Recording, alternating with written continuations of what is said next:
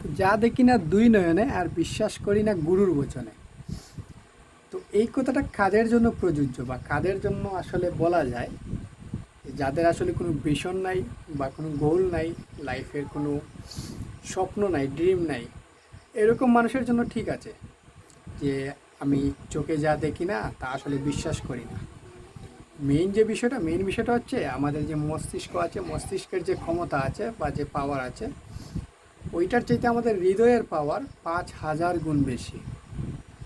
আমরা হৃদয় দিয়ে যা অনুভব করি বা হৃদয় দিয়ে যা দেখতে পাই, যদি বলতে চাই যে আমরা খালি চোখে যতটুকু আমরা দেখতে পাই, তার চাইতে 1,000 গুণ বেশি আমরা চোখ বন্ধ করলে দেখতে পাই।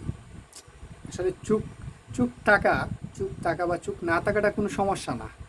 চোখ থাকার পরেও যদি আপনি দেখতে পান না, আপনি যদি অনুভব করতে পারেন না, ফিল করতে পারেন না, এরকম অনেক উদাহরণ কিন্তু আছে যে যাদের চোখ নাই কিন্তু তারা অনেক অনেক অনেক বই লিখে গেছে, আসলে তাদের চোখ নেই। তো আপনার যে চোখ না থাকাটা কোনো সমস্যা না, সমস্যা হচ্ছে আপনার কোনো ভিশন নাই, আপনার কোনো গোল নাই, আপনার জীবনের কোনো উদ্দেশ্য নাই, বা আপনি স্বপ্ন দেখেন না।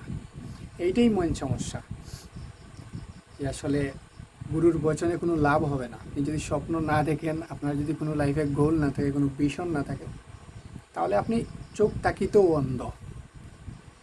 আপনার চোখ থাকা না থাকা কিন্তু সমান। স্বপ্ন তো অবশ্যই থাকতে হবে, আপনার লাইফের গোল থাকতে হবে, একটা ভিশন থাকতে হবে, তাই না? মস্তিষ্কের পাওয়ার আর আপনার যে হৃদয়ের যে পাওয়ার আছে, আপনাকে ওইটা কাজে লাগাতে হবে, নাহলে কিছু করা সম্ভব না।